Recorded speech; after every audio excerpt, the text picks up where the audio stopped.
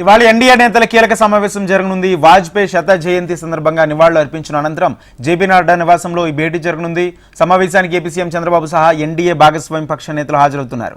తాజాగా జరిగిన పార్లమెంట్ సమావేశాలతో పాటు భవిష్యత్ కార్యాచరణపై చర్చించనున్నారు. జమిలీ ఎన్నికల బిల్లుతో పాటు ఈసీ తెచ్చిన నూతన సంస్కరణలపై చర్చించే అవకాశాలు ఉన్నట్లు తెలుస్తుంది.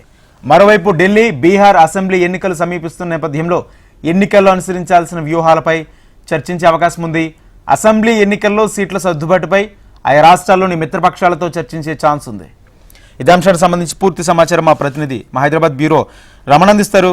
రమణ, రాజేంద్ర, ఎన్డీఏ నేతల సంబంధించిన భాగస్వామ్య పక్షాలకు సంబంధించిన కీలక భేటీ అయితే ఇది జరగబోతుంది. అయితే ముఖ్యంగా ప్రతి నెల ఈ సమావేశాలు ఉంటే బాగుంటున్నటువంటి మోడీ సూచనల నేపథ్యంలో ఆ తర్వాత తాజా రాజకీయ పరిణామాలను చర్చించేందుకు ఈ భేటీ అయితే కీలకంగా ఎన్డీఏ పక్షాలు భావిస్తున్నాయి. ముఖ్యంగా ఇప్పుడు వచ్చే ఢిల్లీ, బీహార్ ఎన్నికలు ప్రధానమైన ఎన్నికలు కాబట్టి ఆ ఎన్నికల్లో విజయమే లక్ష్యంగా ఎన్డీఏ భాగస్వామ్య పక్షాలు కృషి చేయాలి, పనిచేయాలి. సీట్ల సర్దుబాటుకు సంబంధించిన అంశాలపై కూడా ఈ మీటింగ్ లో వారు చర్చించే అవకాశం అయితే కనిపిస్తోంది. ఇవే కాకుండా ఇప్పుడు జమిలీ ఎన్నికలు కూడా హాట్ టాపిక్ గా ఉన్నాయి. వాళ్ళకి జేపీసీకి పంపారు. దీనికి సంబంధించి కావచ్చు, ఆ తర్వాత అంబేద్కర్ సంబంధించిన అంశం ఏదైతే అమిత్ షా చేసిన కామెంట్స్ కి సంబంధించి అది మిత్రపక్ష ఏవైతే ప్రతిపక్షాలు కామెంట్ చేస్తున్నాయో వాటికి సంబంధించి గట్టిగా కౌంటర్ ఇచ్చే ప్రయత్నం చేయాలి. ముఖ్యంగా ఆందోళనలు కొంత వ్యక్తమవుతున్న నేపథ్యంలో వాటికి సంబంధించి కూడా అంటే భాగస్వామ్య పక్షాల్లో కూడా ఏకాభావం ఉండాలి.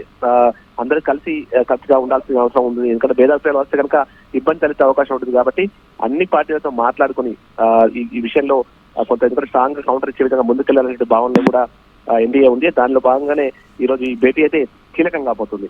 ఇవే కాకుండా ఈ మధ్య ఈసీకి సంబంధించిన కొన్ని కొత్త సంస్కరణలు వచ్చాయి. వాటికి సంబంధించి కూడా ఈ మీటింగ్ లో చర్చించబోతున్నారు.